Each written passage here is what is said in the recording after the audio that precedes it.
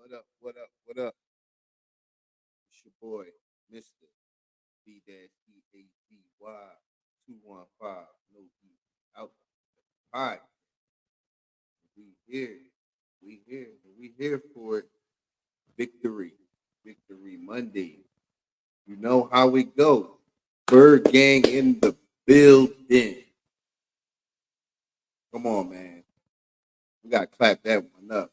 I know that ain't go how a lot of people expected. I saw them shoot. I saw them podcast. I saw them score predictions. They said they was gonna run it up.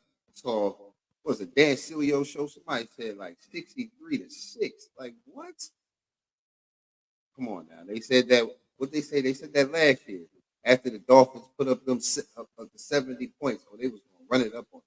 Then had Saints come in averaging 44 and a half points.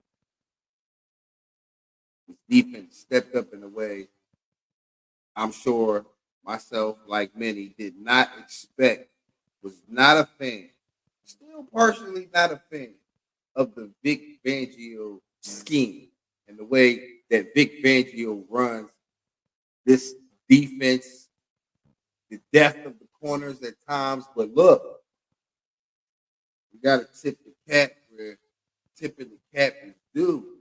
And today, we got the hat tip. That defense stepped up. They said if Kamara put up 4 against the Cowboys, he about to go for 8 against us. Not happening. Not a 100-yard rusher. The passing game did not go off. That front 3, 4. I still don't know where Bryce Huff is fitting in. I have no idea where Bryce Huff is fitting into all of this. But Jordan Davis, Jalen Carter, Josh Sweat, Brandon Graham. They was out there. Milton Williams doing their thing.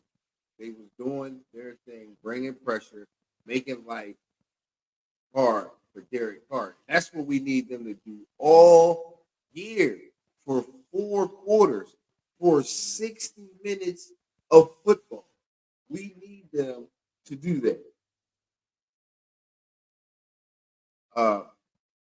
If they can do that, okay, the Vic Fangio scheme might be something because it did mitigate that passing game and that run game. Being able to stop the run was key. Not allowing them to have all of those third and shorts and put our defense in a bad position. Uh, but yeah, hats off to the defense. They kept us in this game. They kept us in the game in Green Bay. They had a letdown in Atlanta, but then they stepped up today. So far in these couple of games, I just feel like the offense is behind. We expected the offense to come in and be light years ahead of the defense, but it seems like the offense is going to have to play major catch up to this defense. And I just can't say enough about this defense. I was like pleasantly surprised at what we got from that defense. I mean, if you look at the score 15-12, if you didn't watch the game at all, you would swear this had to be an all field goal game. Like all field goal. It wasn't. It was one of them ugly, gritty games. One of them kind of games that I know that numbers can be misleading. So the turnovers in the past 7 games and everything like that, like yeah, it could be misleading. But in that crunch time, with a chance to go and take the lead or win the game, like yeah, my money on Hurts every time. I was not worried when the Eagles were getting the ball and they needed to go down and score. I just felt like, and I think I've said this many times through many games, as Hurts has really grown on me, that like, yeah, if we have the ball and we need to score and the ball is in the offense, and I feel now, don't get me wrong, I've been let down a couple of times. I was on the receiving end in Atlanta of that interception when we only needed a couple of yards to get a But for the most part, I've been on the receiving end of them W's when we needed them points at the end of them games. Them clutch moments. It ain't always been pretty. Like cliche speech now, the main thing. But I remember plenty of times them saying, when did the win not become the most important thing? It might not be pretty. Is it things to learn from, get better? Yeah. But did we get the dub? That's what matters most. Keeping the main thing. So on that note, and them type of situations, I'm I'm pleasantly more shocked when we don't come out on the right side of the outcome than when it goes the other way. But I do feel like this goes back to what we've been saying about not playing in the preseason, trying to save on injuries at what cost and what expense of early rust and chemistry against live action and live game speed. I feel like the offense is going to click, it's going to come together, and it's going to go. It's puttering right now. So I think the fact that the young guys, the rookies, is getting the time and experience that they getting on the defensive side is going to play wonders as we get deeper into the season. So I saw all the picks. Basically, I guess if you wasn't basically a fan, all the picks had the Saints taking that game, and based off of what you saw on the end of Atlanta game, and based off of what the Saints did in the first 2 weeks, granted the first one was the Panthers, and the second one, was the Cowboys, which was, I guess, validified.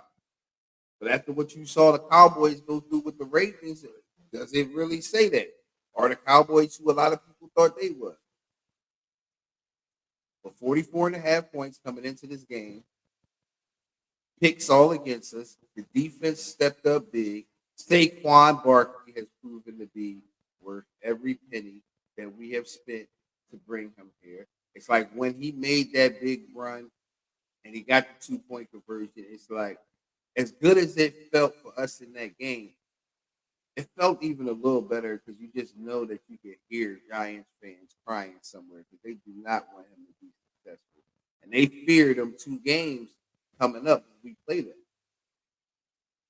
And Dallas Goedert getting involved. Jalen Hurts spreading the ball around, being the point guard of the offense as he should, not just looking for one guy, spreading the ball around.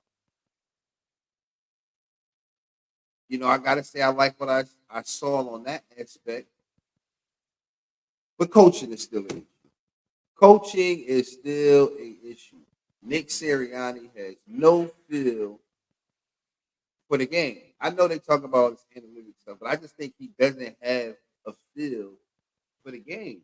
It's like we spitballing, we just doing stuff just to do it, just because. Like there's no rhyme or rhythm.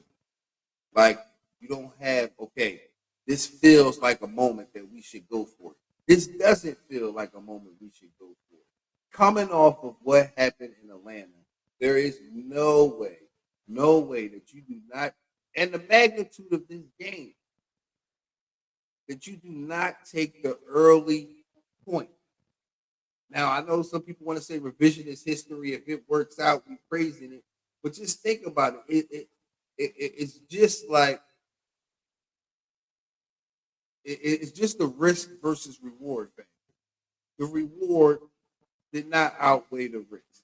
Take the 3 point, put the team in a good position, feeling good about the drive. Too many times. I didn't understand it with the 13 seconds on the clock, not just taking the three, not just taking the 3 points to go into the half tie. I mean, the team really, Vic Fangio in that defense, Jalen Hurts, Dallas Goedert, Saquon Barkley, that offensive line, they really bailed. They really bailed Nick Sirianni out of some bad calls, fireable offenses, in my opinion, if they would have lost that game. But if everything is what they say, and they like the guy, they care about him, then yeah, this whole year, that game particular, but for the rest of this year, you guys are playing for his job. You're playing for his job. You like him and you like what he's saying in the message. You're playing for his job this year, like literally. And hopefully this is a second awakening for the defense. Refreshed. But we got a lot of things we still got to clean up.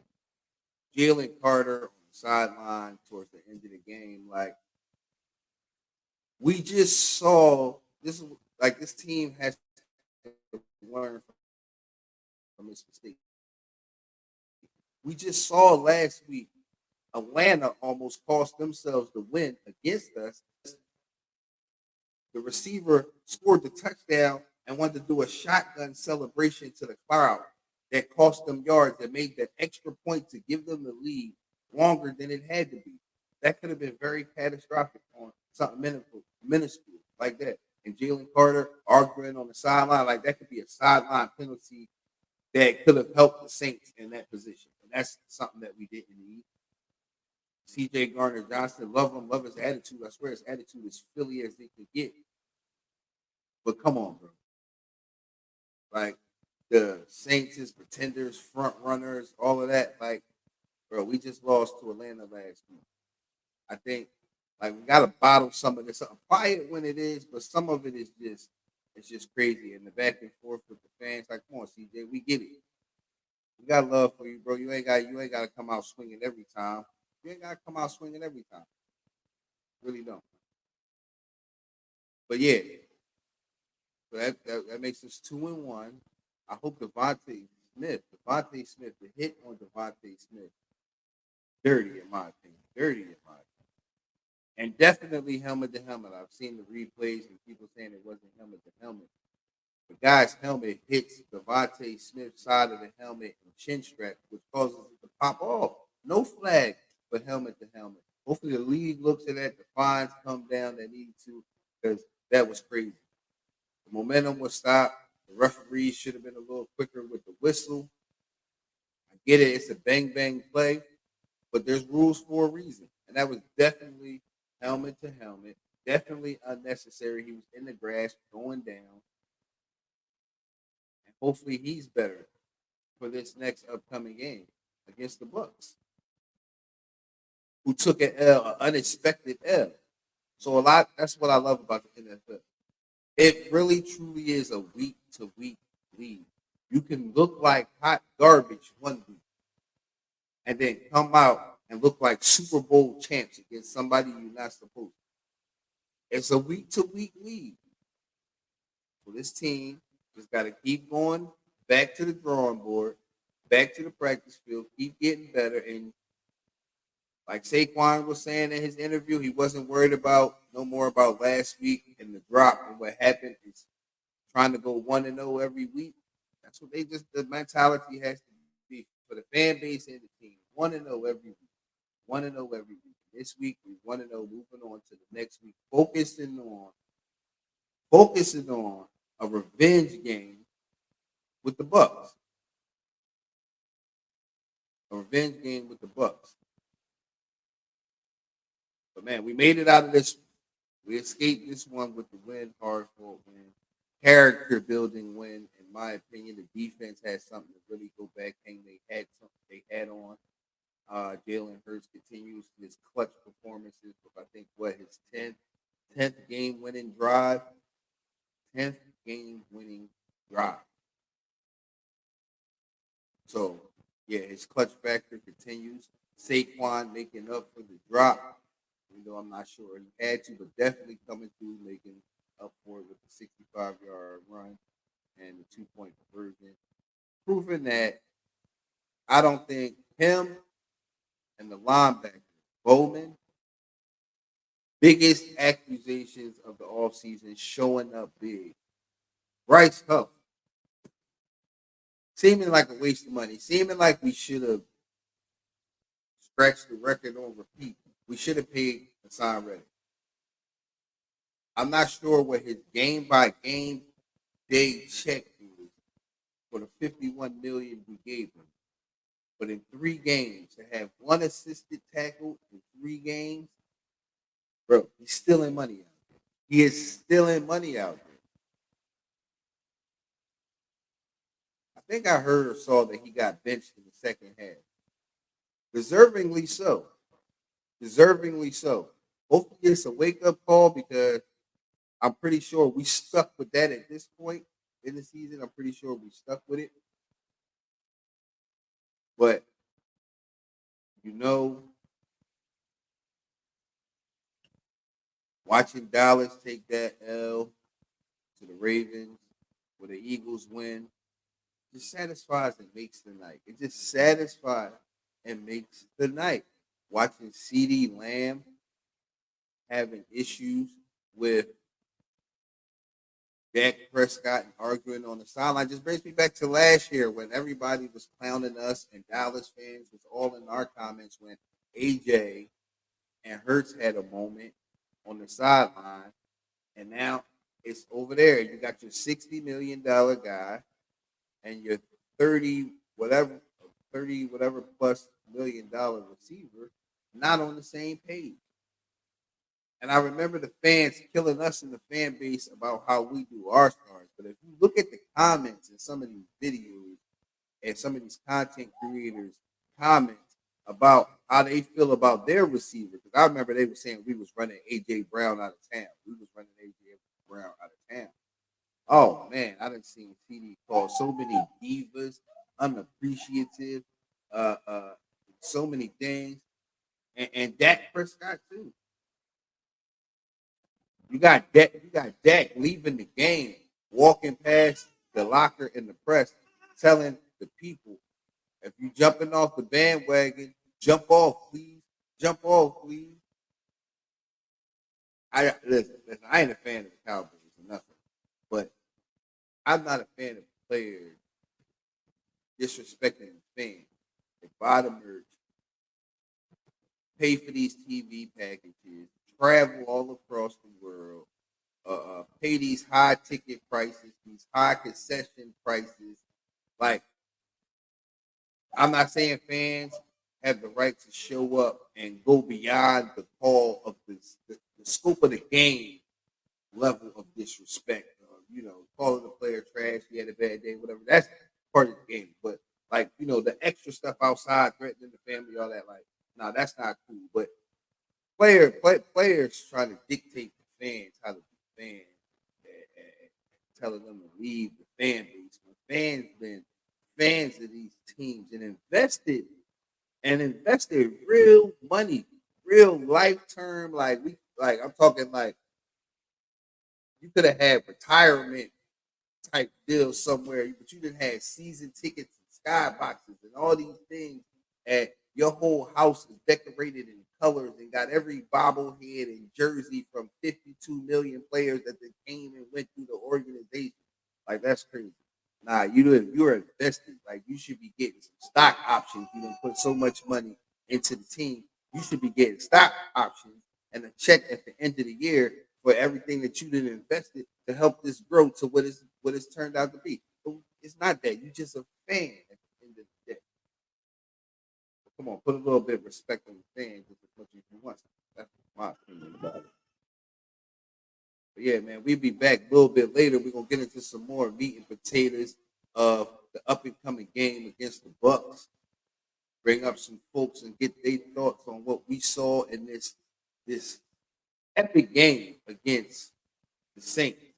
Even though I felt like Jalen Hurts is the Saints killer because he had success against the Saints since coming in for Carson Wentz. But this was an epic game because of the mountain that was up against us. The juggernaut that people made the offense out to be. The poor performance our defense put out to give in that belief that what was capable. And our offense not being as explosive as it should have been because we probably should have blew them out. But at the end of the day, it's Victory Monday, and we got the dub, and that's all that matters. Keeping the main thing, stacking up the victories because you can't get to the Super Bowl unless you win the playoffs. It's your boy, Easy 215, No Easy Outway Podcast, and we'll be back with more a little bit later.